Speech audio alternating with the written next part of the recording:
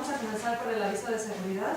En caso de cualquier emergencia vamos a evacuar por mitades. Esta mitad sale por esta puerta, la otra mitad por la otra. Y las personas que están cercanas a las puertas nos ayudan a abrir las dos hojas, por favor. Les pido por favor también que mantengan libres las escaleras para que podamos evacuar fácilmente y que no consuman ningún alimento ni bebida dentro del auditorio. También a partir de este momento les agradecería que pongan en modo silencio sus celulares o que los apaguen. Y pues bueno, voy a comenzar la presentación de la doctora Marcia María Ramírez Sánchez. Ella es investigadora postdoctoral en el Laboratorio de Biometría y Biología Pesquera de la Facultad de Estudios Superiores Zaragoza de la UNAM. Además es profesora de asignatura B en la Facultad de Ciencias y sus líneas de investigación su línea de investigación es el análisis morfológico con estadística multivariada, utilizando como objeto de estudio especies de moluscos de importancia económica. Su formación académica ha sido completamente en la UNAM. Ella hizo la licenciatura en Biología en la Facultad de Ciencias, después una maestría en Ciencias Biológicas en el área de Biología Ambiental y un doctorado en Ciencias Biológicas, ambos en el posgrado en Ciencias Biológicas de la UNAM. Después realizó un diplomado en docencia universitaria en la FES Zaragoza y su producción científica incluye la publicación de especies nuevas, nuevos registros de ácaros, así como la aplicación de métodos de morfometría geométrica y tradicional para el estudio también de ácaros. Tiene una amplia experiencia, o amplísima experiencia como docente en la UNAM, estando cercana a cumplir los 15 años de servicio en esta institución. Ha formado parte en comités de evaluación en un sinnúmero de estudiantes de licenciatura y de posgrado y fungió como responsable de la contraparte mexicana de un proyecto por varios años con investigadores costarricenses financiado por la Secretaría de Relaciones Exteriores y la Universidad de Costa Rica. Asimismo ha participado como colaboradora en algunos proyectos tanto de PAPIC como de CIRO Ecosystem Science Australia. Entonces, sin más, doy la bienvenida a la doctora Marcia.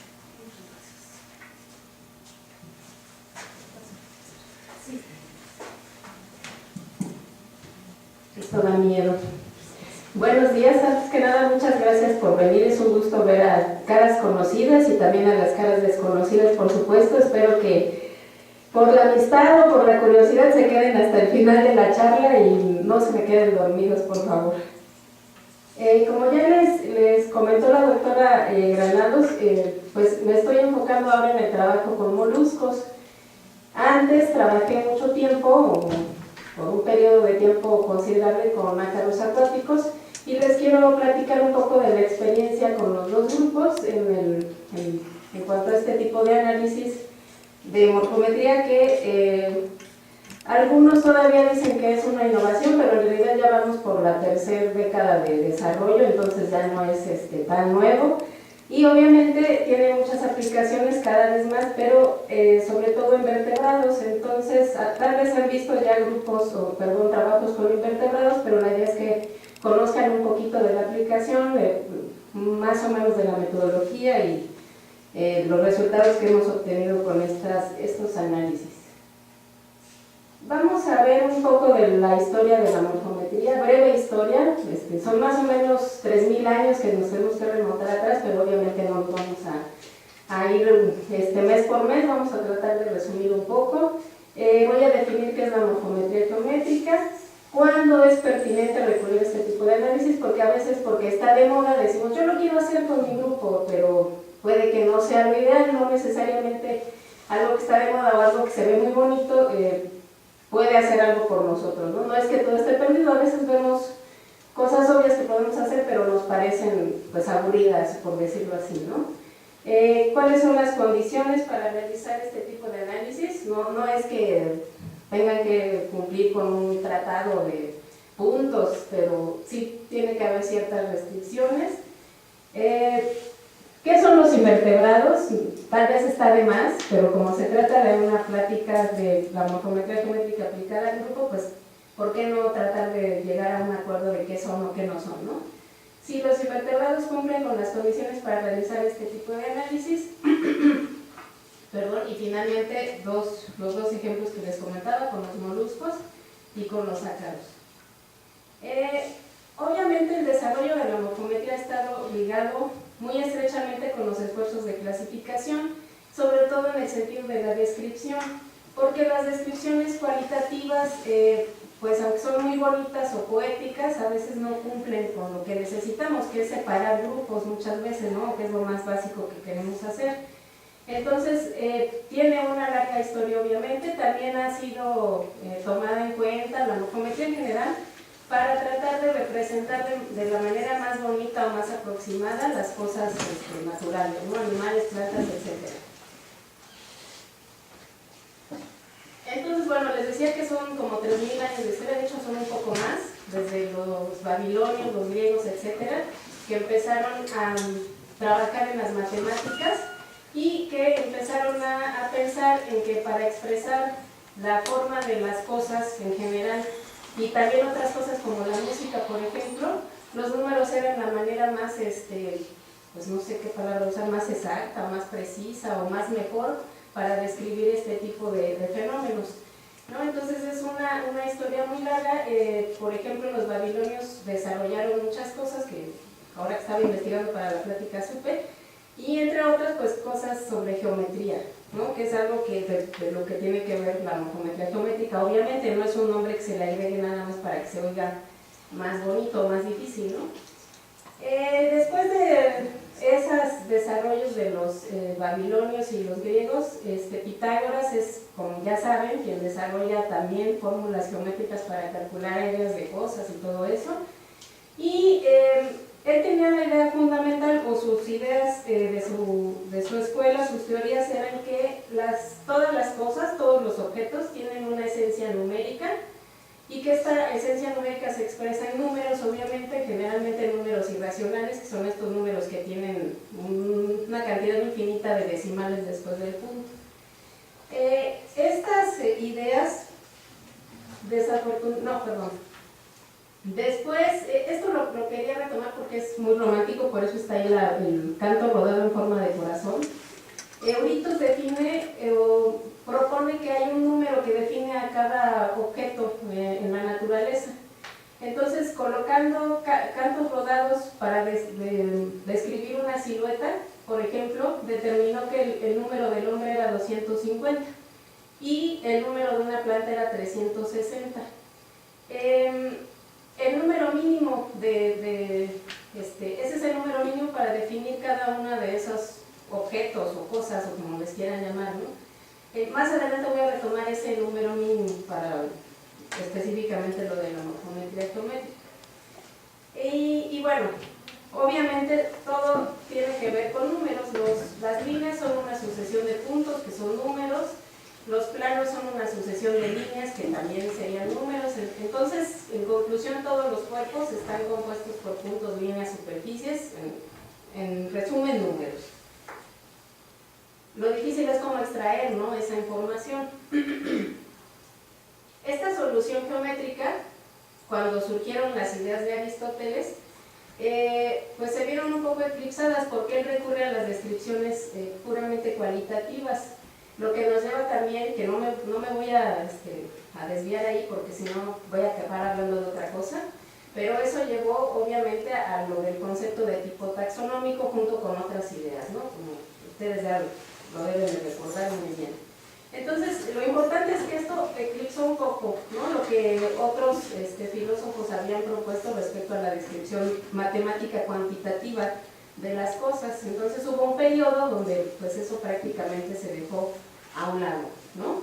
Pero después, ya con estudiosos matemáticos propiamente como Fibonacci, que seguramente han oído por esas cosas de la sucesión de Fibonacci que está por acá, ellos retoman las ideas de Pitágoras y pues observan en particular Fibonacci. Esta sucesión ya la habían descrito los hindúes, ya la habían desarrollado, pero él la lleva obviamente a Occidente junto con la numeración, el sistema árabe de numeración, y también la utiliza para describir formas vivientes, la disposición de los tallos, de las hojas en el tallo, de las ramas en el tronco, de las flores en una flor compuesta, si no sé, yo creo que estoy diciendo mal, pero la idea es en un girasol, por ejemplo, cómo se disponen ahí las flores. Eso tiene que ver con esta fórmula también.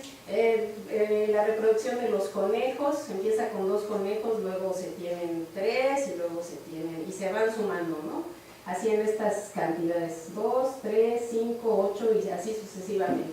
Entonces en un cierto tiempo se tiene tanto número de conejos, ¿no? Ahorita no me acuerdo bien cuál es el final, si ponemos un límite de tiempo, ¿no? Da Vinci y Durero son importantes porque aunque ellos son pues artistas, más que nada, utilizan la morfometría o la geometría más bien, la geometría de las cosas, para llevar a lo más realista sus ilustraciones. Puse algunas de Durero, por ejemplo, que a mí me gustaron mucho, como este cangrejo, este rinoceronte, caballo, etc. Y incluso Da Vinci retoma también la geometría para, pues, como tratar de determinar o de señalar qué pasos o qué cosas se tienen que tomar en cuenta al hacer una pintura o un retrato de alguna persona, ¿no? Esto de acá es algo de Durero, que utiliza las proyecciones geométricas del objeto para tratar de hacerlo lo más realista posible. ¿Esto por qué viene a cuenta? Porque nosotros en la morfometría geométrica lo que queremos es representar la geometría del objeto, por eso se llama morfometría geométrica, o sea, la representación más fehaciente o más exacta de la forma que tiene. Si utilizamos otras herramientas morfométricas, esa información de forma y de relaciones geométricas se pierde. Es por eso que es importante mencionar a ellos, ¿no? Porque son como el paso que hubo entre Pitágoras y lo demás, ¿no? Darcy Thompson, no sé si algunos saben, pues es como nuestro santo, ¿no? En la morfometría geométrica. San Darcy, yo tengo mi altarcito ahí en la casa. Sin embargo, él no desarrolla como tal la morfometría geométrica, lo que él desarrolla son estas cosas que no son lo que nosotros utilizamos para representar los cambios de forma. Sí son y no son. O sea, sí a simple vista, ahorita lo van a ver con los ejemplos que yo les presente, van a ver cosas así, unas gradillas, así se llaman, gradillas de deformación. Pero lo que él utilizaba era gradientes de crecimiento. Es decir, si ven, por ejemplo, aquí en estos caparazones del cangrejo, algunos cuadros se hacen más anchos o más largos, o se encogen o se estiran, etcétera, en algunas partes del organismo. Y eso lleva de una forma a otra. Estos son diferentes géneros de cangrejos, acá diferentes géneros de peces, acá también. Pero él trataba de ver cómo una forma se podría transformar en otra, con esos gradientes de transformación.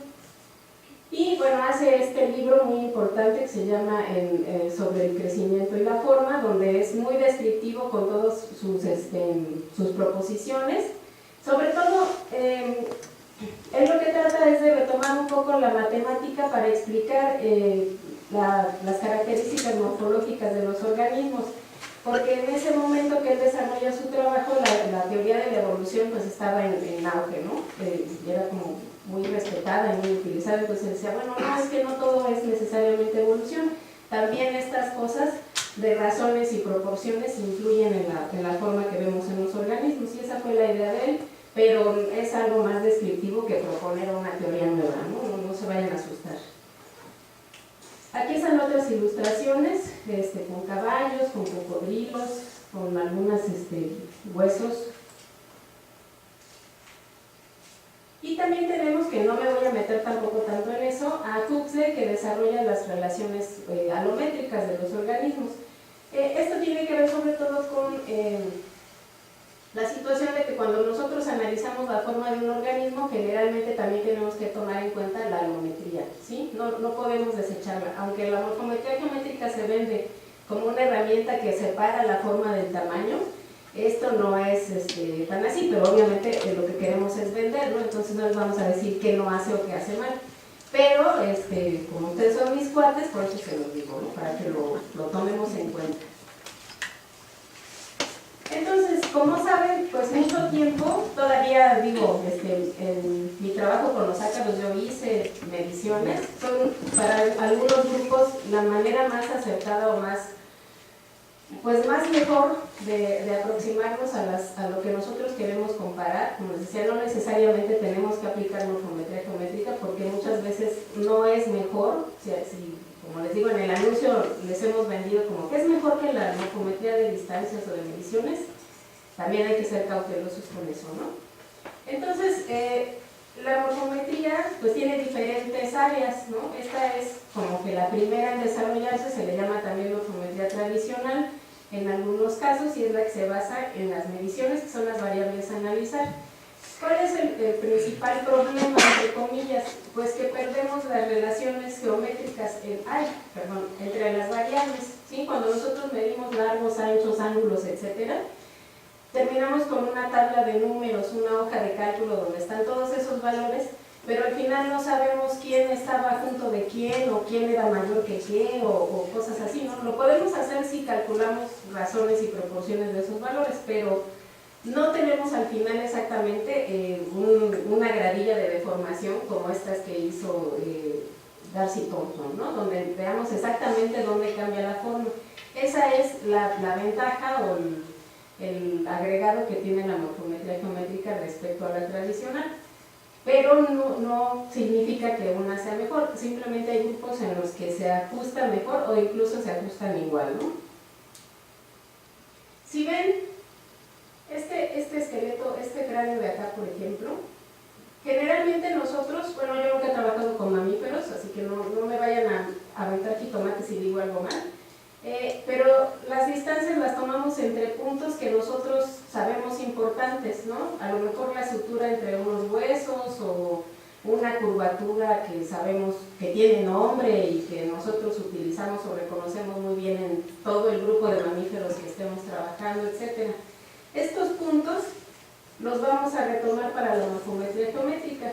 Nosotros les llamamos landmarks, pues en inglés es como un hot point o un punto que se puede reconocer o que damos de señal, ¿no? Para, pues sí, atrás del coche rojo, eso sería un landmark, ¿no? Y en los organismos nosotros tenemos esas descripciones, ¿no? El hueso nasal, el hueso frontal, el hueso parietal. Aquí en este caso hablamos de los extremos, ¿no? Incluso aquí se describe el largo del borde sagital del hueso parietal.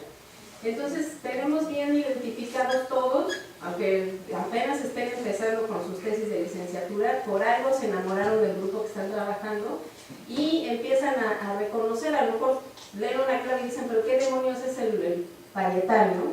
Pero poco a poco van a ir reconociendo y van a ir fijándose también en si hay cambios en estas zonas, ¿no? Al revisar una colección de cráneos, por ejemplo, uno ve, a lo mejor uno no sabe exactamente reconocerlos, pero uno dice, ¿por qué este cráneo tiene el hocico tan cortito? ¿Por qué este cráneo tiene la bóveda tan abultada o tan chata o tan chaparra, ¿no? Toda esa variación nosotros la vamos viendo y la podemos medir con estas distancias, pero a veces no son suficientes, ¿no? Si nosotros quisiéramos describir, por ejemplo, esta curvatura entre estos dos puntos, pues podríamos a lo mejor usar aquí un montón de distancias intermedias, ¿no? Tal vez, no sé, igual estoy pensando algo por el efecto del café, o no sé qué podríamos utilizar, ¿no? Pero con la morfometría geométrica tenemos esas opciones, esas herramientas. Aquí están otra vez las dos opciones. Con el pez tenemos los puntos negros, que son los dichosos landmarks. Aquí señalan, por ejemplo, el inicio, la inserción de algunas aletas, etc. Y acá son cosas que también se miden, el largo total, el largo desde el hocico hasta la inserción de la aleta dorsal, etc., ¿no? Todo eso lo podemos retomar de las dos maneras. Lo que hacemos con las coordenadas, con los landmarks, es tomar coordenadas. Nosotros vamos a obtener imágenes, es con lo que trabaja la morfometría geométrica, no trabajamos con los organismos así tal cual. Colectamos lo que quieran, plantas, ácaros, peces, tomamos fotografías, radiografías, escaneos, cualquier cosa que se pueda digitalizar, pueden ser incluso tomografías, escaneos en tercera dimensión, que ahorita se utilizan mucho para mamíferos, por ejemplo, y esas imágenes las tenemos en la computadora y las procesamos de la siguiente manera. Lo que hacemos es, nosotros ya sabemos qué estructuras nos interesan, dónde nos queremos ver el cambio de forma, y generamos estos puntos con coordenadas en X y Y si es una fotografía, o en XYZ si es un escaneo de tercera dimensión, ¿sí? Entonces nuestros valores van a ser estos números, estos valores obviamente están en función del pixelaje que tenga la imagen que nosotros vamos a tomar. Por eso es que hay que cumplir ciertas condiciones con la toma de fotografías para empezar, ¿no? Ahorita no nos vamos a meter en eso. Entonces, al final, lo que vamos a tener son cosas como esta, ¿sí? Tenemos una forma que es lo que ustedes quieran, el río, no sé, y el otro es el lago de Chapultepec. El gris es puede ser un lugar, puede ser un estadio del desarrollo, puede ser una especie, puede ser lo que ustedes estén interesados en analizar. Entonces, vamos a poder comparar la diferencia de forma entre cada uno de los colores. Obviamente aquí estamos viendo nada más dos cosas, ¿no? Pero pueden ser muchas más, muchos grupos. Entonces, lo que vamos a analizar es la diferencia entre las coordenadas de cada uno de los landmarks. Aquí no están numerados, pero obviamente, como se imaginarán, tenemos que comparar el número 1 con el número 1 de toda la muestra, el número 2 con el de toda la muestra y así sucesivamente, ¿no? Y matemáticamente lo que tenemos son vectores de desplazamiento, es decir, ya no tenemos gradientes de transformación como dijo Darcy Thompson, sino que tenemos unos vectores que señalan una dirección y una fuerza hacia cierto lugar y que indican el cambio de forma entre los puntos correspondientes, ¿sí? Aquí esta es una manera de representar, pero también podríamos verlo con una gravilla de deformación como las que vemos acá con Darcy, pero las vamos a ver más adelante con los otros ejemplos. Aquí, por ejemplo, esto es una imagen clásica de lo que pueden ver en un trabajo de morfometría geométrica. Estamos en el espacio de los componentes principales que nos dicen una cosa. Ustedes saben que para ciertas preguntas utilizamos ciertos análisis estadísticos. Estas variables de coordenadas las podemos someter a cualquier tipo de análisis multivariado. Hago también nuestro anuncio, hay que hacer algunos ajustes si es que no cumplimos con algunas condiciones, pero los podemos someter a cualquier tipo de análisis. Entonces aquí vemos las diferentes formas en ese espacio. Estas comparaciones de formas se hacen respecto a una forma promedio que calcula el programa. Esa forma promedio puede ser toda la muestra o puede ser una edad que nos interese en particular o puede ser una localidad, una especie, lo que nosotros queramos comparar con el resto de la población, ¿sí? Bueno, aquí ven las nubes de puntos que no sé a qué corresponden, pero no es el caso, solo quiero que vean la distribución. Estos puntos obviamente no son las coordenadas de los landmarks, sino son cada individuo que metimos en el análisis, ¿sí? No sé cuántos hay aquí, pero hay un montón y un montón de grupos también. Sí me oyen porque siento que me acerco, me alejo y bueno. Entonces, la morfometría geométrica es el análisis estadístico de las diferencias de forma a través de su descripción cuantitativa, preservando la geometría de la variación. Esto es lo importante, preservar la geometría de la variación de forma, ¿sí? Y bueno, tenemos un conjunto de métodos. Hay diferentes tipos de análisis de morfometría geométrica, no solo el de coordenadas de puntos, hay unos que se llaman análisis de Fourier, análisis de matrices euclidianas, etcétera, ¿no? Pero no nos vamos a meter en eso tampoco porque no acabaría en las 50 minutos, ¿no? El punto es que estos métodos nos permiten adquirir, procesar y analizar formas definidas por diferentes tipos de datos, entre ellos las coordenadas, preservando las relaciones geométricas a lo largo de todo el análisis y al final la cereza del pastel es que podemos visualizar los cambios de forma y las diferencias de forma entre los objetos analizados. Esa es la gran ventaja que vamos a tener, esas gradillas de deformación. Eso es como lo que todos queremos lograr cuando hacemos un análisis de este tipo. Entonces, ¿cuándo vamos a recurrir a este tipo de análisis? Pues obviamente es como cualquier otro tipo de análisis, ¿no? Podemos caracterizar y cuantificar las direcciones de variación en la forma o de covariación en una muestra. Podemos probar diferencias en la forma de dos o más grupos, O podemos establecer o proponer la naturaleza de las relaciones entre la forma y más variables, ¿no?, adicionales que nosotros tengamos de esos peces. Por ejemplo, podemos tener datos físico-químicos, temperaturas, no sé.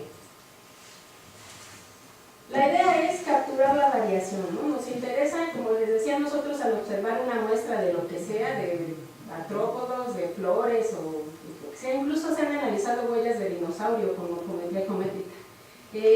Nosotros vemos variación y decimos, bueno, ¿a qué se debe o por qué? ¿Qué pasa? ¿Está relacionada con la evolución, con la alometría, con los genes? ¿Qué sucede, no? Esas son las preguntas, ¿no?, que queremos responder.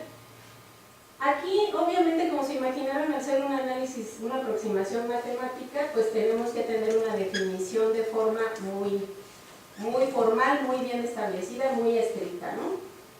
En general puede ser estructura a cualquier nivel de organización, si hablamos a nivel de la diversidad de los organismos, ¿no? Pero en el sentido matemático, en inglés podemos hacer la distinción entre dos conceptos, uno que es form y otro que es shape. Con lo que trabaja la morfometría geométrica, uno puede trabajar con las dos cosas. Pero, les digo, como se vendía al principio, era que podíamos eliminar la información de tamaño totalmente, ¿no?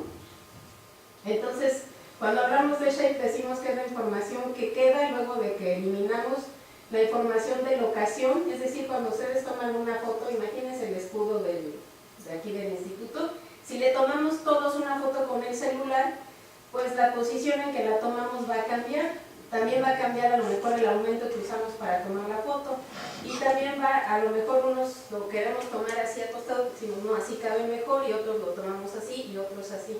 Esas son las informaciones que va a eliminar de la imagen el análisis de morfometría geométrica. Cuando nosotros, generalmente todos los organismos tienen un efecto de tamaño en la forma, ¿sí? A veces es más fuerte, a veces es más débil, pero siempre está. Entonces es importante que esta herramienta nos permita decidir si o no incluimos esa información en el análisis. Cuando hablamos de que incluimos esa información del tamaño, hablamos de form. En inglés, en español, pues no se ha llegado a un consenso, ¿no? Algunos decimos estructura para y forma para pero bueno, es un poco más difícil que nos pongamos de acuerdo todos los latinos, ¿no? Pero bueno, entonces esta es la información que permanece al eliminar la información de locación y rotación del objeto, e incluye la información que está dada también por el tamaño. En algunos tipos es sumamente importante considerar el tamaño en los análisis. Ahora, ¿qué condiciones necesitamos para realizar este tipo de análisis? Obviamente necesitamos, y es para cualquier estudio, no solamente para la morfometría, ¿no?, establecer una pregunta a responder. Determinar un tamaño mínimo adecuado de muestra, porque son análisis estadísticos, ¿no?, que si no tienen tales condiciones, pues truenan, ¿no? Elegir la parte del organismo cuya forma es de interés. Lo puse en otro color porque generalmente esto lo hacemos desde el principio, ¿no? Desde el principio decidimos si queremos el pez completo, si solo la región cefálica, si solo las aletas, si solo algo en particular, ¿no? Luego tenemos que definir la configuración de puntos que van a describir la forma. Lo ideal es pues que se represente muy precisamente esa forma, ¿no? Obtener las imágenes necesarias también con ciertas condiciones, y digitalizar las configuraciones de las maps. Esto es lo más lento o lo más tedioso del análisis, porque si son, por ejemplo, acá, voy a regresar tantito, y con este es un montón. Aquí son 12 puntos, los puntitos en negro. Estos puntos blancos son otros puntos de los que también se toman coordenadas, pero que se utilizan nada más para contornos. Ahorita los vamos a ver con mis ejemplos. Entonces imagínense 12 puntos que vamos a dar clic en la imagen. ¿Para cuántas fotos les gustan que tengamos en un análisis? No sé, a lo mejor 3 ríos, estamos comparando 3 ríos, y de cada río a lo mejor en promedio unos 30 pescados, a lo mejor ya son 90, ¿no? En el mejor de los casos, y eso es poquito. Entonces esto es lo que es más lento, lo que puede llevar a errores también, porque a lo mejor se nos olvidó o pusimos hoy a un alumno y mañana a otro, entonces empezó al revés en el pescado, ya todos los puntos quedaron invertidos. O sea, esto se tiene que conservar a lo largo de la captura de imágenes, de los datos. Estos son los datos con los que vamos a hacer todo. Entonces es lo más difícil, entre comillas. Ahora los landmarks, pues como ya vieron, los utilizamos para describir la forma, ¿no? En un triángulo, que es la forma geométrica más simple, necesitamos 3 nada más para describir si es isósceles, si es, ya no me acuerdo los demás nombres, pero solamente se necesitan 3 pares de coordenadas, ¿no? Si es un cuadrado, necesitamos 4 pares de coordenadas, etcétera, ¿no? No tienen importancia individual. Nosotros no hablamos el landmark 1 se mueve hacia arriba o el landmark 3 se mueve hacia atrás, ¿no? Como aquí en esto. No podemos hablar de puntos separados, tenemos que hablar de región. La región dorsal del pescado se hace más alta. La región ventral, estos pescados se hacen más gordos para cada punto, ¿no? O más altos, pues. Entonces, no tienen importancia individual, aunque los definimos con base en puntos biológicos o puntos correspondientes que generalmente suelen ser puntos homólogos entre los especímenes que estamos analizando. Ay, ya me pasé. De entrada no hay que preocuparse por su significado funcional, del desarrollo o taxonómico, aunque como les decía, nosotros a priori ya sabemos qué son, ¿no? Es la órbita del ojo, es la inserción de la aleta, etcétera, ¿no? Lo más importante en este sentido es que su densidad nos permita describir o revelar diferencias en la forma que estamos comparando, en la pregunta que nosotros queremos responder, porque a lo mejor copiamos una configuración de otro artículo, pero ese artículo quiere responder algo diferente, ¿no? Entonces podemos generar nosotros una configuración de puntos que sea adecuada para esa pregunta y ese organismo, ¿no? Bueno, como les decía, vamos a definir también qué son los invertebrados. Bueno, son animales que carecen de columna vertebral. Si buscan en cualquier diccionario, eso es lo que dice, ¿no? Y según la Biblia de Brusca, existen más o menos 1.382.402 especies de animales descritas y 1.324.402 son invertebrados. O sea, toda la gama desde, no sé si todavía las esponjas sean lo más primitivo o ya no, a lo mejor ya cambió la filogenia, pero desde las esponjas hasta los equinodermos, todo eso resulta que son invertebrados, ¿no? Entonces, ¿cumplen los invertebrados con las condiciones para realizar este tipo de análisis? Pues, ¿tienen forma? Sí. ¿Se puede describir numéricamente la forma? Sí, ¿no? Si utilizamos medidas o si utilizamos coordenadas de landmarks, pues sí. ¿La forma tiende a variar? Pues sí, porque tenemos poblaciones, tenemos especies, tenemos ecotipos, todo lo que quieran de invertebrados también, ¿no? Entonces sí se pueden aplicar este tipo de herramientas sin problema. No necesariamente tenemos que contar con un esqueleto, en este caso, porque en los invertebrados resulta que también tenemos elementos esqueléticos, ¿no? Por ejemplo, acá están unas espículas, creo que son de equinodermo o de esponja, no alcanzo a ver, ¿no? Creo que son de esponja. ¿De equinodermo? Sí. Ay, gracias. Esos elementos esqueléticos se pueden analizar sin problema.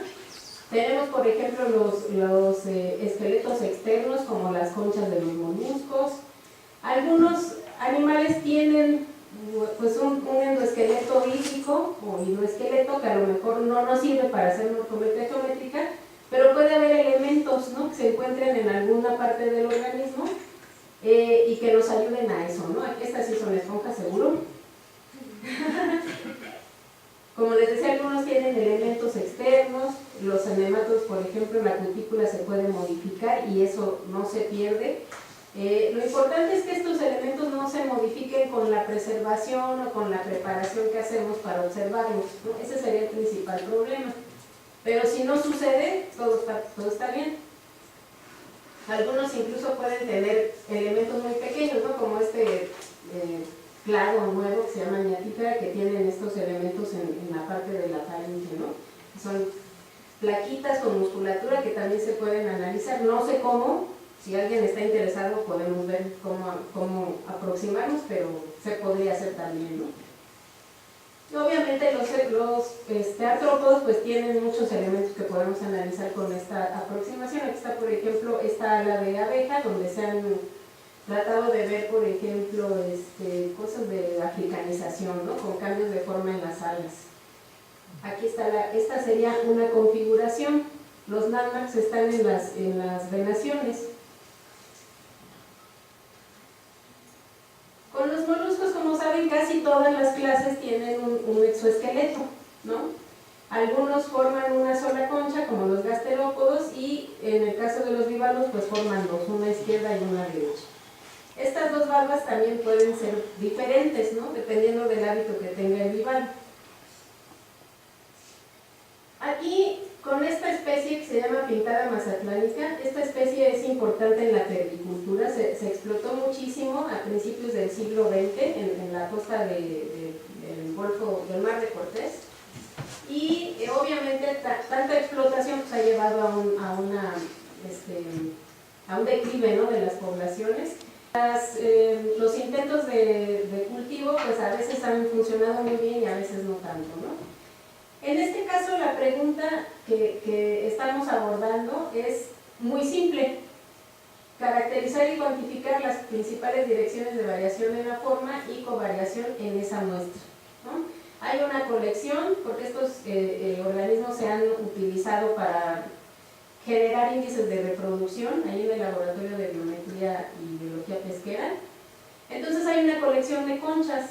Estas conchas, afortunadamente, aunque son relativamente frágiles, son aguantadoras, no se rompen tan fácil, y obviamente no se tienen que preservar en formol o en alguna cosa así, entonces es relativamente sencillo trabajar con ellas.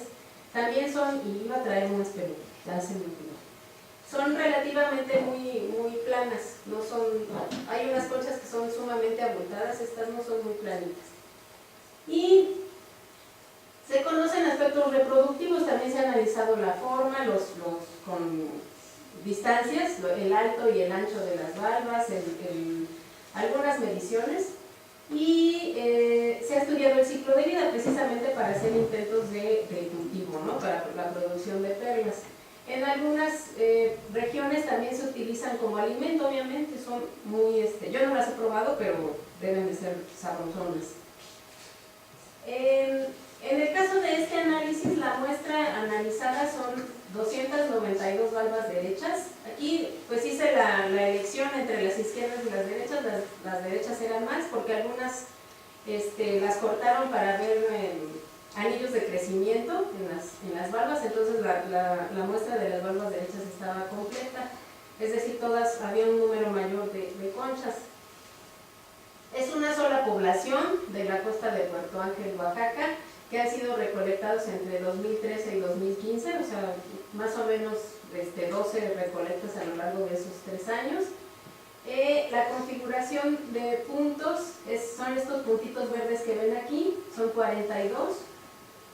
Aquí hay una distinción, ¿se acuerdan que en la silueta del pescado había unos puntos negros y unos puntos blancos? Aquí no están en color, pero los que son landmarks como tal son los que están aquí nada más, en la articulación, en la charnela de la valva, y todo el contorno son lo que se llaman semilandmarks. Esos semilandmarks tienen propiedades matemáticas diferentes, por eso es que se les da otro nombre. Pero al inicio del análisis se toman las coordenadas de los 42 puntos, de las 292 conchas, ¿no? Ya que están digitalizados todos esos puntos, se someten a análisis propios de la morfometría geométrica, que sucede una cosa muy chistosa. Estas coordenadas, para que conserven la información geométrica del organismo, se van a otra dimensión, a la dimensión desconocida, a una dimensión matemática que es multidimensional, un poquito difícil de describir, pero si van a alguno de los cursos de morfometría, ahí lo aprenderían.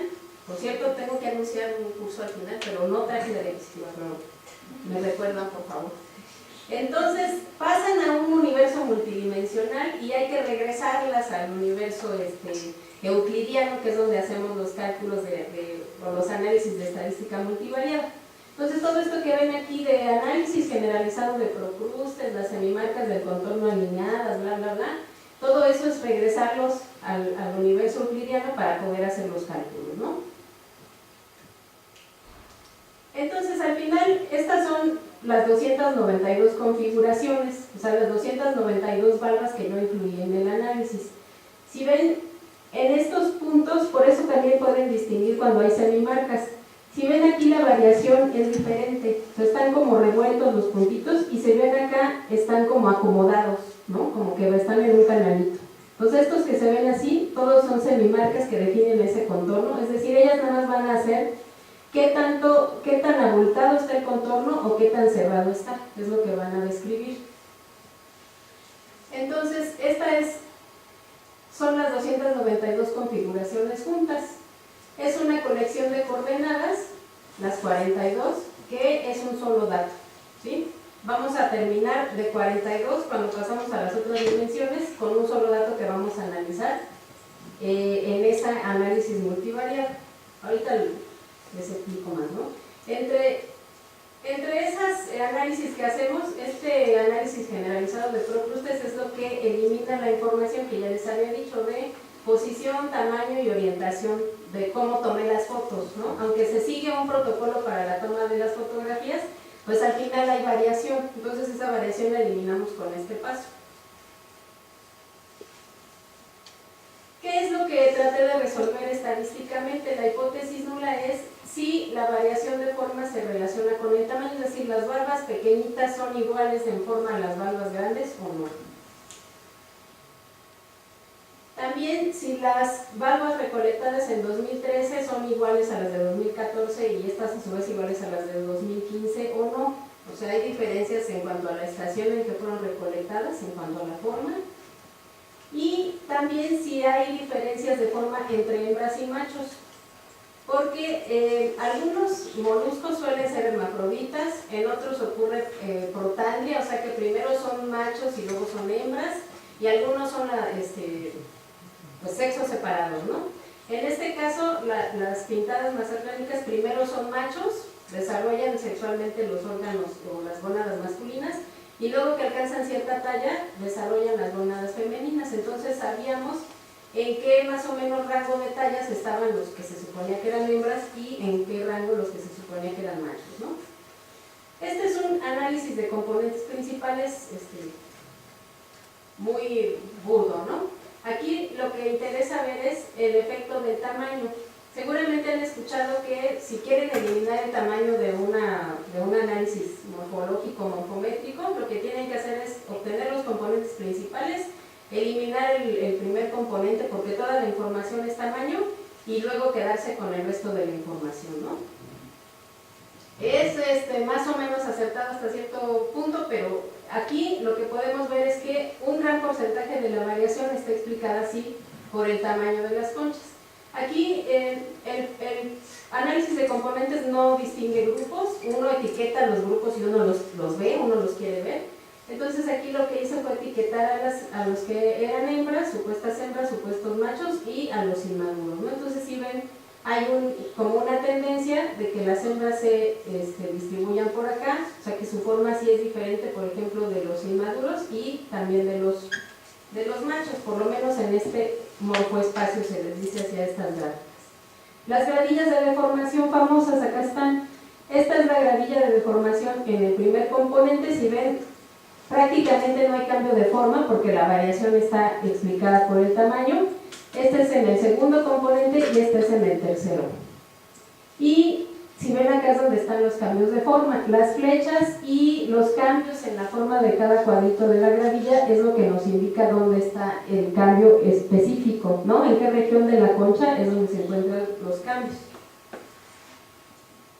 En cuanto al tamaño, también encontramos que hay una diferencia entre los organismos más chiquititos, los que miden menos de 7 centímetros, y los que miden más de 10. Ellos tienen una relación o un efecto del tamaño muy importante. Los más chiquitos tienen un efecto del 16%, el 16% de la variación de la forma está explicada por el tamaño, y los más grandes de un 14%, casi 15%. Este es el porcentaje explicado en la muestra total. Esta es la deformación de toda la muestra. Esta es la deformación nada más en los más chiquitos y esta en los más grandes. Entonces, en los tamaños intermedios, o sea, los que miden entre 7 y 10, ahí el efecto del tamaño es prácticamente nulo, es del 3% más o menos. Entonces, es posible que en los inmaduros, como en otros muchos grupos de animales, el cambio de forma es más acelerado cuando estás pequeñito. Igual también, si recuerdan cuando eran adolescentes, pues crecíamos a diferentes tasas las partes del cuerpo. Y en los que ya son adultos, tal vez se deba a competencia por el espacio, porque estas especies, esta población es una población natural, no es una población cultivada. Entonces, en las poblaciones cultivadas, estas competencias por el espacio se anulan, pues, o sea, se eliminan para, obviamente, que alcancen el mayor talla posible o el mayor desarrollo para la producción de perlas. Pero aquí no, entonces aquí en esta población que es natural o salvaje podemos ver ese efecto. Ahora, respecto al año de recolecta, esto es un poquito más difícil porque no tenemos todavía los datos de si fue año del niño, año de la niña o qué pasó en esos años. Pero si ven aquí, este es un análisis de componentes, de variables canónicas, perdón. Aquí sí podemos agrupar a los organismos según algún criterio. Entonces aquí vemos que los de 2014 y los de 2015 sí se pueden diferenciar y los de 2013 están como repartidos en ese espacio, por lo menos en esta primer eje, ¿no? Entonces falta que relacionemos esos cambios climáticos importantes para cada uno de esos años. ¿Por qué las valvas del 2013 parecen ser diferentes a las de 2015? ¿Qué hubo? O sea, saben que hay algunos factores que afectan el depósito de calcio en los organismos que hacen esto, ¿no? Que tienen exoesqueletos de calcio que necesitan ciertas condiciones para poder depositar el calcio. Entonces nos falta determinar con qué se relacionan estas estaciones y si están bien establecidas, ¿no? Podría ser a lo mejor que tengamos que incluir hasta diciembre o hasta septiembre de un año y así, hacer como la diferenciación. Todavía estamos en proceso en ese sentido. Finalmente, los sexos. En esta especie se podía distinguir a los sexos, como les decía, por la histología de la gónada, y eso se relacionó con el tamaño. Se veía que eran machos hasta cierto tamaño que después, pasando cierta talla, empezaban a transformarse en hembras. Pero resulta que sí hay un cambio en la forma de la valva. Acá, si ven, está dibujada la configuración. Obviamente los que están en azul son los machos y los que están en rojo son las hembras. Entonces hay algunas regiones de la valva que sí cambian. El cambio es sutil, no es así muy exagerado, pero sí es significativo matemáticamente.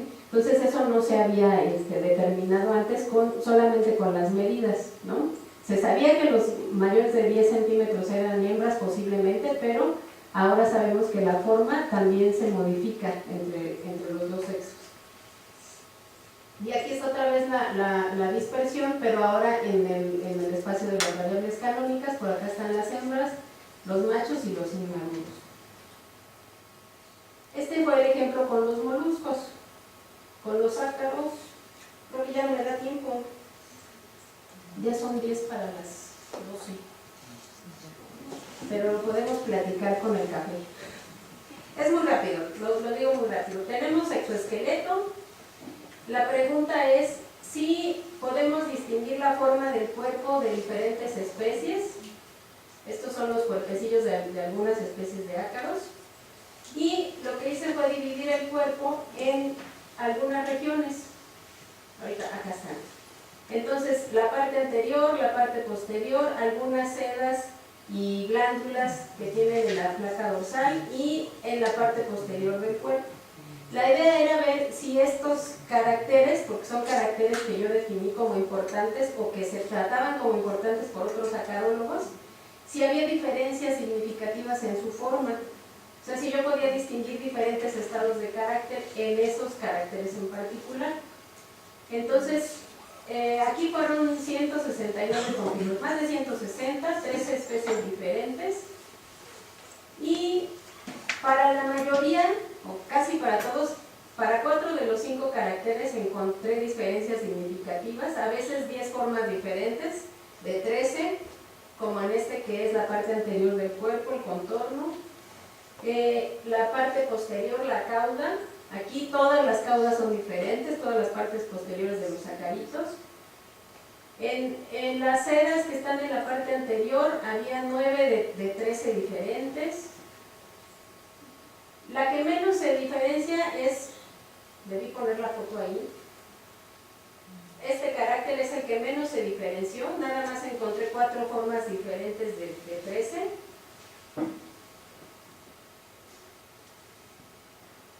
No, ese no es. ¿Qué hice? Este es el que solamente encontré 4 y de este también encontré 9 estados de carácter diferentes. La idea es que estos datos de coordenadas se pueden utilizar en análisis de filogenia. Obviamente hay 2 equipos, 2 bandos, unos que están totalmente en contra de utilizar este tipo de caracteres, que por algo tienen sus razones obviamente, y ya vemos otro bando que decimos que sí se puede, ¿no?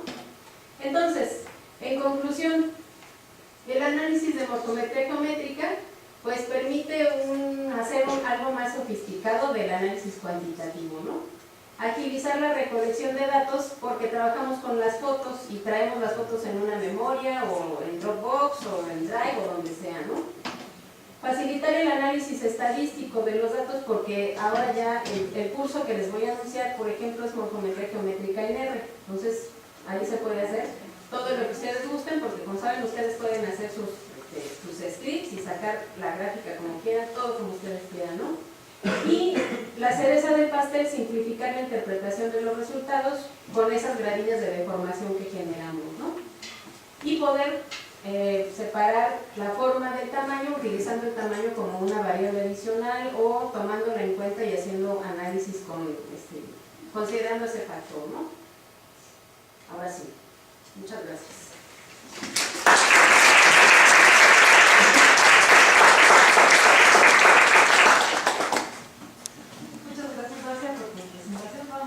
Seguir con las preguntas. Tenemos unos minutos para preguntas.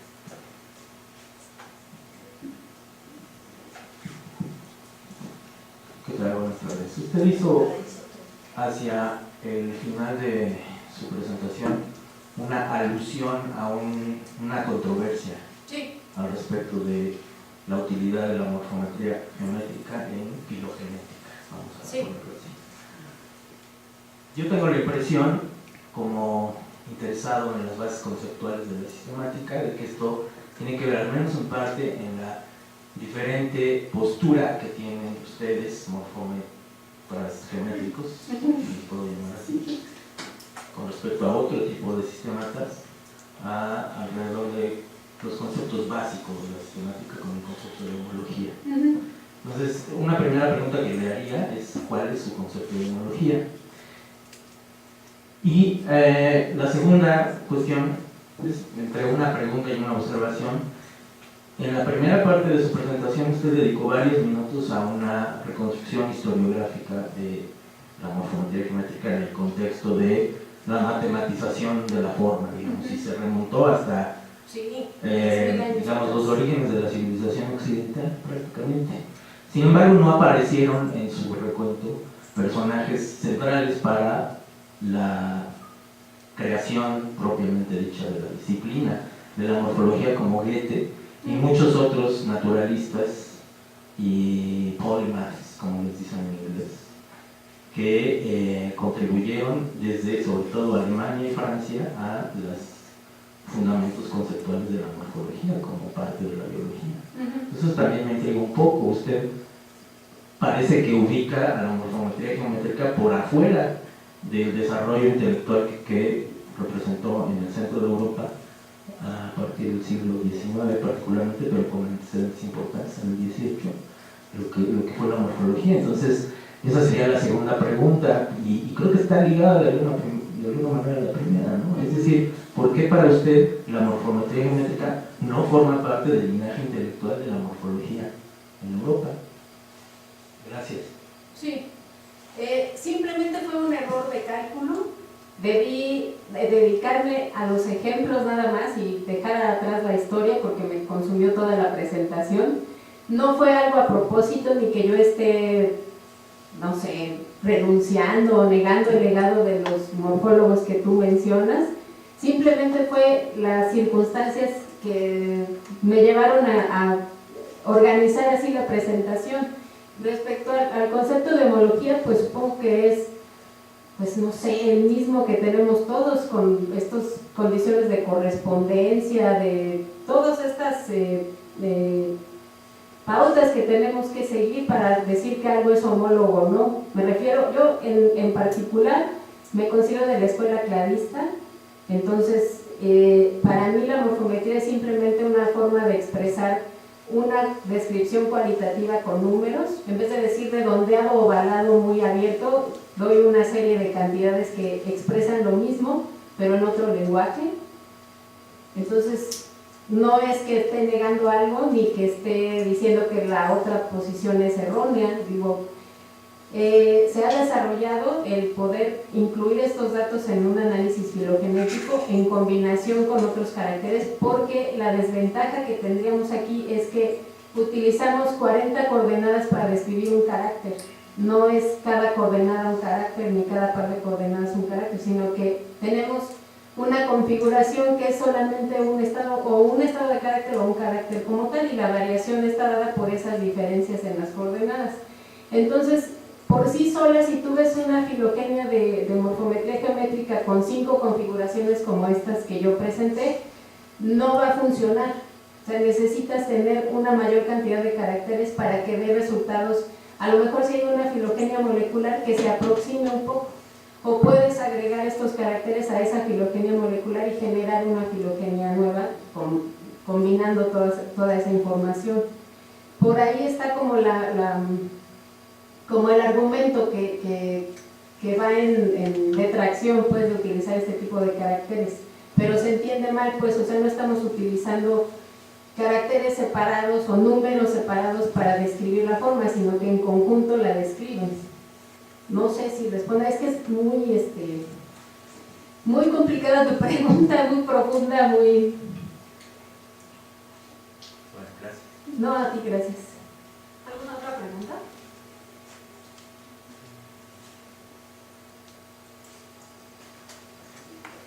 Bueno, yo tengo una pregunta final. ¿Qué nos podrías decir acerca del diseño de proyectos? Por ejemplo, cuando estamos trabajando con algún grupo de organismos que solo están disponibles en colecciones biológicas y que tenemos un acceso limitado al número de individuos, o por ejemplo alguna estructura en la cual el número de landmarks no sean suficientes para tener un número de muestra lo suficientemente grande para las pruebas estadísticas. ¿Qué nos podrías hablar de eso? ¿Habría algunas correcciones estadísticas que nos permitan aún utilizar este tipo de información? Sí, hay manera de... Algunos análisis sí requieren un tamaño de muestra. Los que prueban hipótesis son los que requieren un tamaño de muestra limitado o definido, pues. Pero a veces con el solo análisis de componentes principales se puede tener un panorama de la variación. Y a veces esas variables de los componentes principales se pueden utilizar para reducir la información y utilizarla en otra prueba estadística. Los programas permiten utilizar menos variables haciendo un análisis previo de los datos con componentes principales y utilizar esos datos para hacer el análisis siguiente, que sean las variables canónicas o lo que sea que sea de interés. Se puede reducir la información. O sea, a veces, pues si se tiene solamente un ejemplar, no es lo ideal, porque necesitamos más variación, más información de la variación, pero pues se puede resolver matemáticamente, sí se puede. Muchas gracias. Si no hay alguna otra pregunta, entonces tal vez solo que nos hagas el anuncio de tu curso. Sí, es un curso de morfometría geométrica en R que se va a impartir en el INECOL del 18 de marzo al 22. Si les interesa, les paso mi correo y olvidé poner mi correo también ahí, perdón. o si no, pueden entrar a la página del INECOL y buscarlo ustedes directamente. Van a venir unos colegas que son los autores de un libro verde que utilizamos los biólogos de morfometría, que se llama Manual para Biólogos de Morfometría Geométrica. Y pues ellos son muy buenos profesores, explican muy bien, y pues la ventaja es que si ustedes no saben nada de morfometría, todavía mejor, porque no van a llegar con vicios como yo y directo a aprender morfometría en R, que pues a lo mejor asusta un poco, pero seguramente todos ya han, a lo mejor por lo menos, tratado de ver qué hace el programa o cómo se ve o algo así, ¿no? En algún curso o en alguna clase. Entonces ese es el anuncio. Gracias. Muy bien, muchas gracias. Si tienen cualquier otra pregunta adicional, pueden hacerla durante el café. Gracias.